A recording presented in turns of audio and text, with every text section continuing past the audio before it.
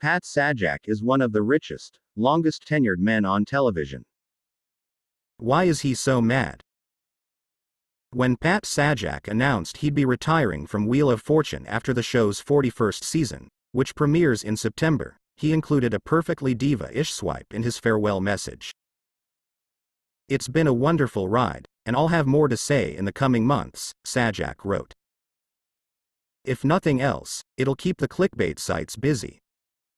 What was he talking about, exactly?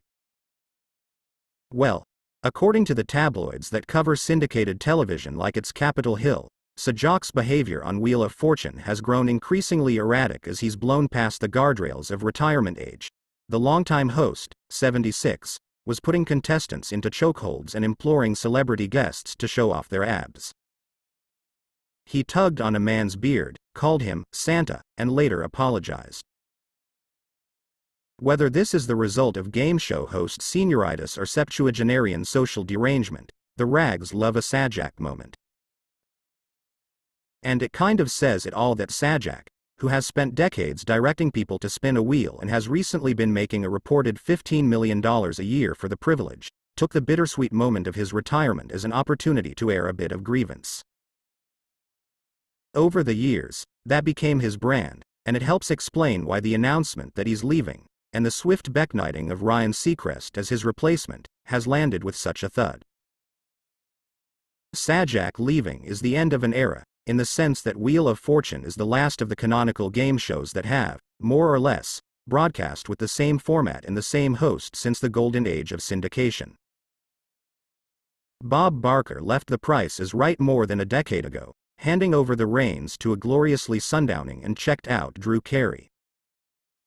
Alex Trebek, Sajak's eternal cohort, stayed on to the bitter end, recording his closing shows mere days before his death. Other, more transient programs came and went, and while Deal or No Deal gave way to a hallucinogenic Howie Mandel mid-o renaissance, its unimaginative rule set never left quite the same mark on America. So when Sajak hangs up his microphone, a decades-long game show tradition will depart with him. He is the last of the old-time showmen, and the only contemporaneous connection to the dearly departed Trebek left on air.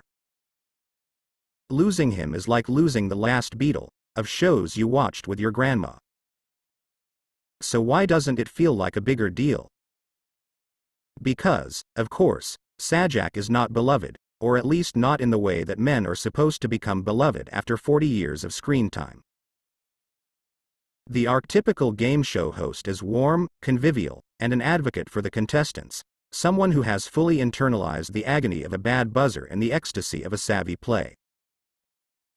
Sajak, meanwhile, consistently cut the silhouette of a man who stumbled into the easiest gig on television but never seemed to appreciate his good fortune. He was, and is, technically gifted and mechanically sound, more than capable of repeating the alphabet in precise transatlantic English.